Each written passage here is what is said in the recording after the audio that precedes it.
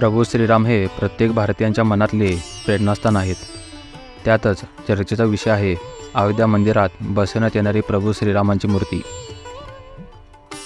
प्रभू श्रीरामांची मूर्ती ही त्यांच्या बालरूपात दाखवण्यात आली आहे। त्यामध्ये ते 5 वर्षाचे आहेत।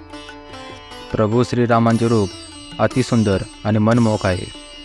कमळावर विराजमान असलेली मूर्ती जिच्या हातात धनुष्य आहे आणि चेहऱ्यावर तेज आहे।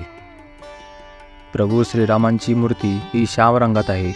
ही मूर्ती श्यामशील अशा दगडापासून बनवण्यात आली आहे। रामलल्लाच्या मूर्तीमध्ये सोबक अशा पद्धतीने विष्णूचे 10 अवतार दाखवले गेले आहेत।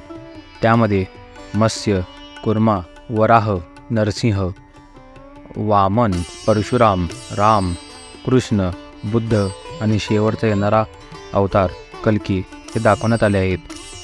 प्रभू श्रीरामांच्या मस्तका पाठीमागे शंख, चक्र, गदा, स्वस्तिक, सूर्य आणि ओम कोरले गेले आहेत। तसेच मूर्तीच्या खालच्या बाजूस एका बाजूला हनुमान आणि एका बाजूला गरुडदेव हात जोडून उभे असलेले दाखवण्यात आले आहेत।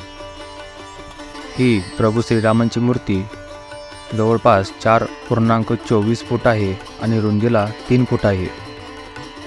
मूर्तीचे वजन जवळपास 200 किलो आहे।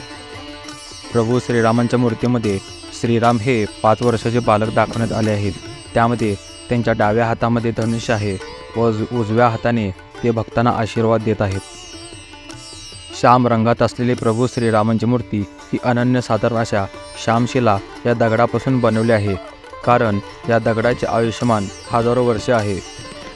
तसेच प्रभू श्रीरामांची मूर्ती ही जलरोधी आहे, म्हणजेच या मूर्तीवर पाण्याचा किंवा केले गेलेल्या अभिषेकाचा काही दुष्परिणाम होणार नाही। रामलल्लाची ही सुंदर मूर्ती कर्नाटकचे सुप्रसिद्ध मूर्तिकार अरुण योगीराज यांनी बनवली आहे। अरुण योगीराज हे प्रसिद्ध मूर्तिकार अरुण शिल्पी यांचे पुत्र आहेत। अरुण योगीराज हे म्हैसूर महल निर्माण करणाऱ्या कलाकारांच्या परिवारातून